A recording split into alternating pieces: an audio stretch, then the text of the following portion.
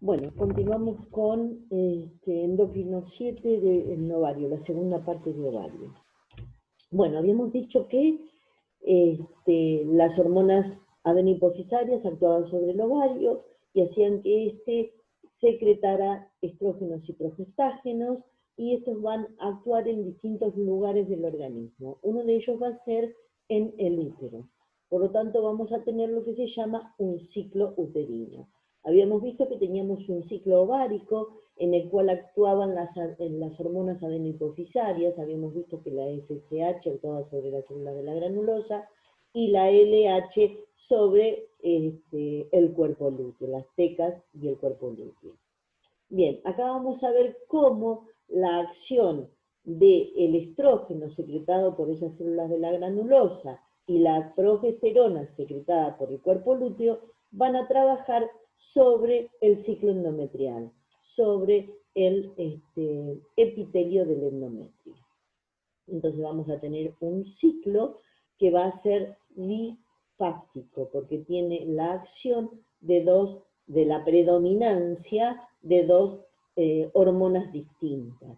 Los ciclos uterinos por lo general duran entre 28 y 30 días, lo mismo que el ciclo ovárico.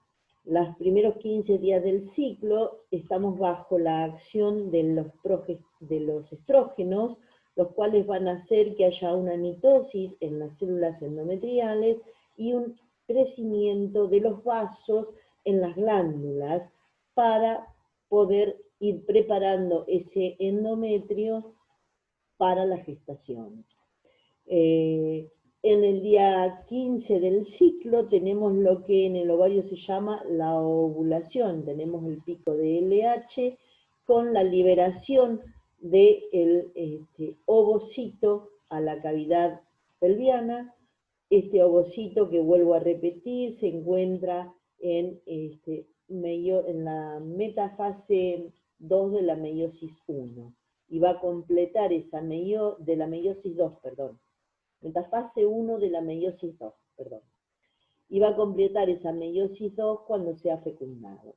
De lo contrario, va a morir por apoptosis. Una vez liberado el ovocito, comienza la secreción de la progesterona, la cual va a actuar sobre este endometrio, sobre las células endometriales, produciendo la secreción de estas glándulas. ¿Qué secretan estas glándulas? En su mayor cantidad proteoaminoglicanos, que son los que van a alimentar a ese blastocisto que va a caer en la segunda semana y posteriormente al embrión hasta los 3 meses o 12 semanas, que es cuando queda formada definitivamente la placenta, y luego ella continúa el trabajo de alimentación y de intercambio de nutrientes y de oxígeno y dióxido de carbono.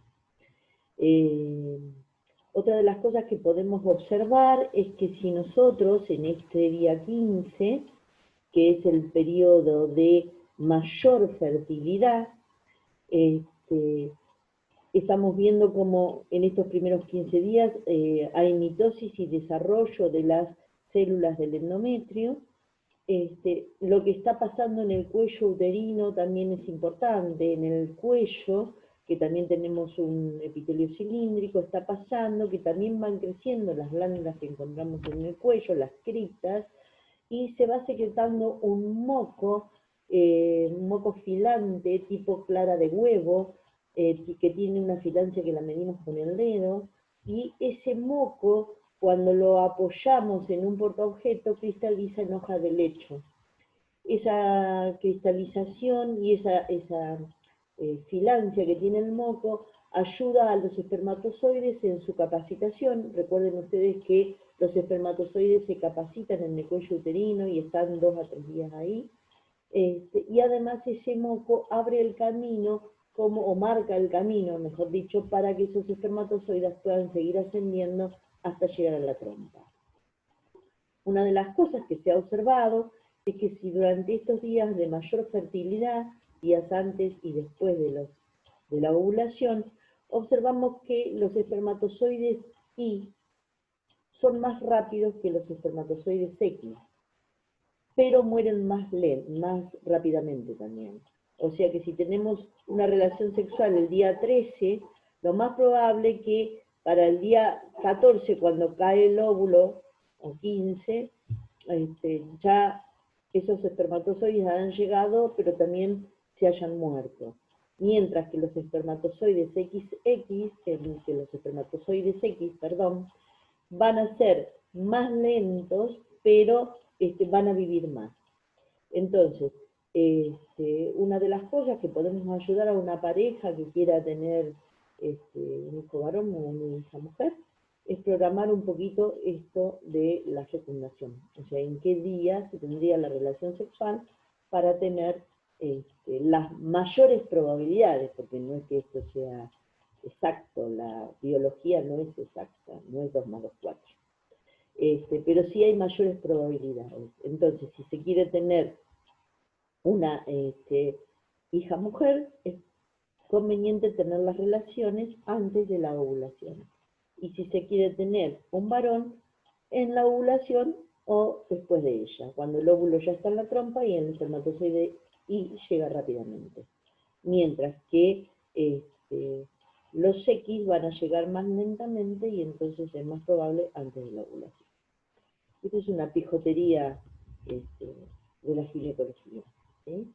Bien, ¿qué otra cosa más podemos decir con respecto a esta imagen? Bueno, una vez que terminamos los 15 días de estado de fase progestacional, el cuerpo lúteo involucionó y se transformó en cuerpo albicans y se produce la menstruación. La menstruación es por necrosis, no es por apoptosis. La menstruación es por necrosis. Se necrosa el endometrio porque las células espiraladas no alcanzan a llegar. Como no hay estímulo de estrógeno y progestágeno, esto desciende y las arterias espiraladas comienzan a necrosarse. Bien, acá tenemos una imagen de cómo va el ciclo ovárico, fíjense, qué es lo que pasa con la temperatura, que ya la habíamos dicho anteriormente. Antes de la ovulación manejamos los distintos grados del 36. El día que se produce, el día antes del pico de LH, se produce una baja del pico de temperatura para al día posterior tener una subida y mantenerse alto. Por otro lado, acá vemos entonces nuevamente cómo la hormona FSH predomina en los primeros 15 días del ciclo y cómo en el momento de la ovulación, en el día 15, predomina el pico de LH. Dijimos que para que haya un pico de LH tenemos que tener no menos de 900 picogramos de estradiol circulando en sangre. Si tenemos menos, no se produce el pico de LH. Esos 900 microgramos de estradiol son el estímulo para que la adenohipófisis secrete ese pico de LH. Luego del pico de LH vemos cómo siguen estas dos hormonas trabajando en conjunto. Y hay predominancia del trabajo de la LH por aumentar sus receptores a nivel de la T. Bien, ¿qué es lo que pasa con el ciclo ovárico? Vemos cómo en los primeros 15 días lo que va en aumento es el estradiol, porque al aumentar la cantidad de células foliculares va aumentando la secreción de estradiol y de inhibina. Cuando se produce la ovulación vemos una gran caída del estradiol con un aumento de la progesterona. Recuerden ustedes que la progesterona se empezaba a secretar en estos últimos días de la primera fase por las células de la teca que ya habían aparecido en los folículos secundarios. ¿Sí? Bien, esta progesterona se mantiene alta durante la segunda fase del ciclo y el estrógeno se mantiene más bajo. A nivel del cuerpo uterino vemos cómo crecen las células endometriales y cómo después están preparadas para la secreción. Primero hay una mitosis y después una secreción de estas células.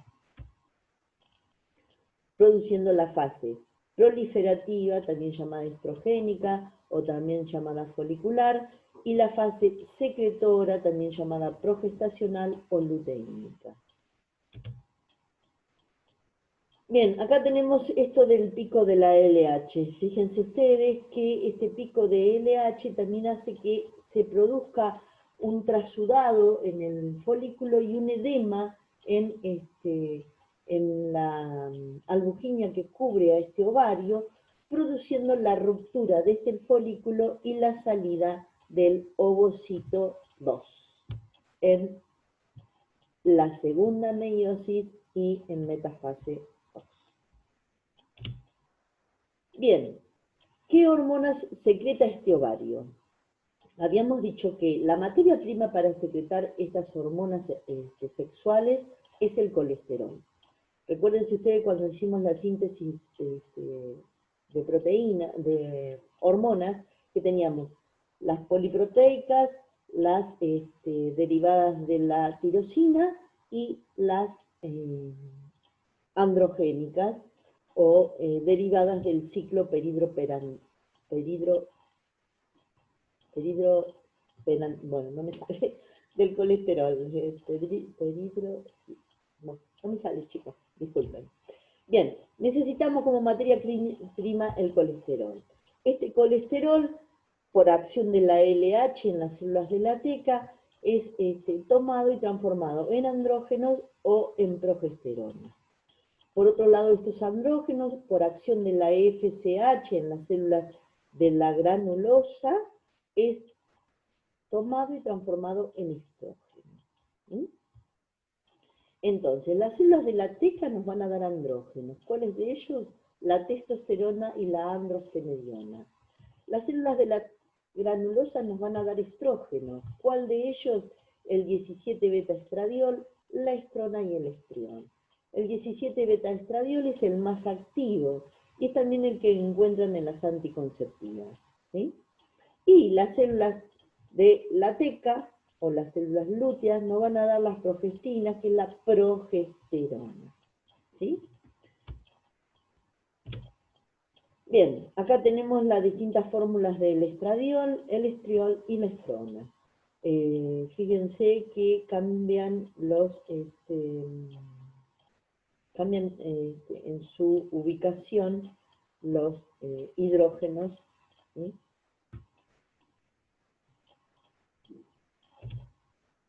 Bien, ¿qué efectos tienen los estrógenos? Bueno, esta es una imagen y después vamos a charlar un poquito más. A nivel del útero y de los órganos sexuales producen un aumento del tamaño, el cambio del epitelio, sobre todo en la vagina. La vagina, que tenía un epitelio cilíndrico o cúbico simple, pasa a tener un epitelio estratificado. Y también hay cambios a nivel del endometrio, o sea, produce una proliferación del endometrio. A nivel de las trompas de falopio, hay una proliferación de las glándulas de las trompas de falopio y también hay cambios en su epitelio. ¿Por qué es esto? Y bueno, porque después ese ovocito tiene que circular por esa trompa y además es ahí donde se va a encontrar con el espermatozoide. Y tiene que vivir 1 semana y media prácticamente, ¿sí? Porque el blastocisto cae a la cavidad uterina en la segunda semana. O sea que desde el momento de la fecundación hasta el término de blastocitos tuvimos 2 semanas, ¿está?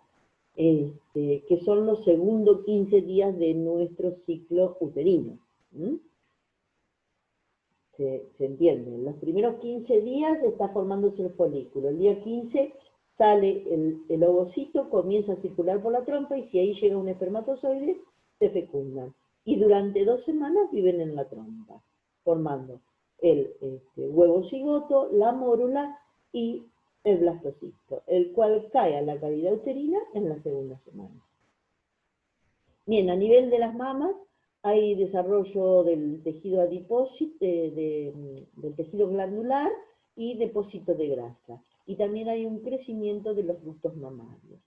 A nivel óseo, estimulan el crecimiento óseo y fomentan la función temprana de las epífisis y las diáfisis, cosa que en el varón es más tardía. También aumento y depósito del tejido adiposo en lo que son las mamas, en las caderas, en los glúteos, en la zona del pubis y en el abdomen. Y también aparece la distribución del pelo en la región pubiana y axilar. Y hay una retención de sodio y de agua por los túbulos renales. Cuando aparece el pelo en pubis y en axila, que se llama la pubarca, sabemos que estamos cerca de la menarca, que en cualquier momento va a aparecer la primera menstruación.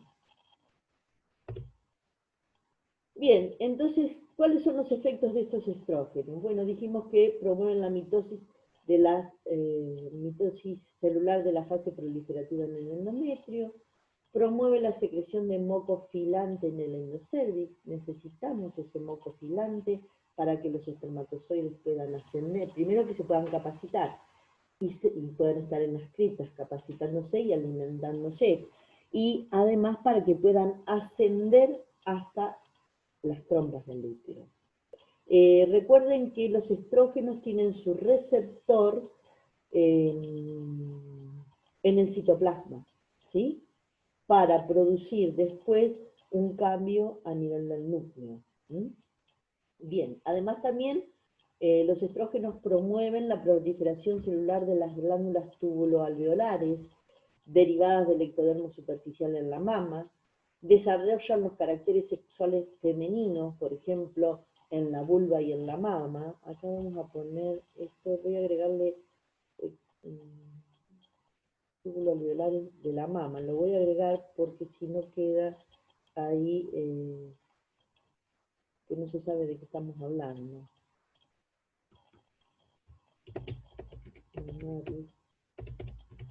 ¿Sí?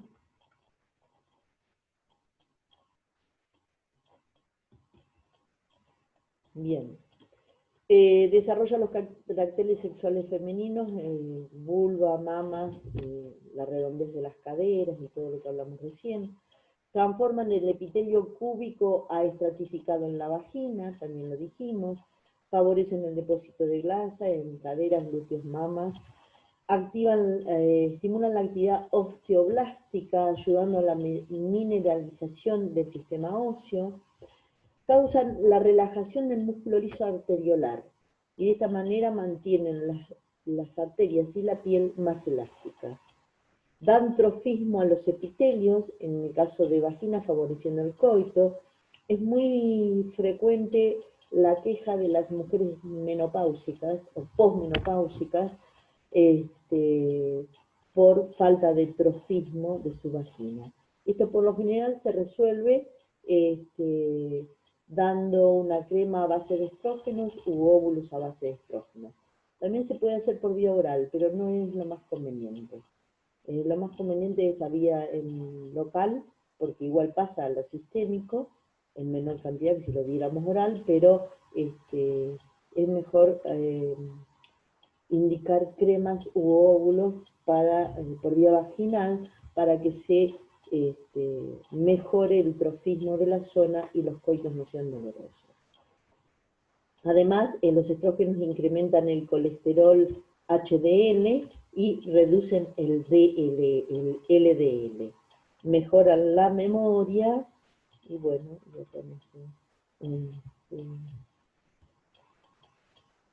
bien, ¿cuáles son los efectos de los progestágenos? Bien, los progestágenos promueven la secreción de las glándulas endometriales y mamarias para preparar al útero para la gestación y a las mamas para la lactancia. Además genera un efecto depresor en el sistema nervioso, disminuyendo la actividad con relajación física y aumento del sueño, sobre todo durante el embarazo. Tiene una acción ansiolítica y antidepresiva. Además regula la apoptosis o muerte programada. Aumenta la actividad de los osteoblastos, dijimos, en la formación del hueso durante la pubertad sobre todo. Regula la síntesis de hormonas suprarrenales, produce un aumento de la temperatura y un aumento de la vascularización uterina durante el embarazo. Creo que las embarazadas tienen mucho calor siempre, ¿no? Bueno, esto se debe a los efectos de la progesterona. Mejora la inmunidad del organismo y interviene también en esta inmunidad durante la implantación del blastocisto, para que ese no sea rechazado, y produce un moco pegajoso durante la segunda fase del ciclo. ¿Se acuerdan que habíamos dicho que en el cuello los estrógenos producían un moco filante que ayudaba a la capacitación y marcaba el camino a los espermatozoides? Bueno, durante la etapa progestacional, la progesterona produce un moco pegajoso, más oscuro, que forma lo que se llama en la embarazada el tapón mucoso.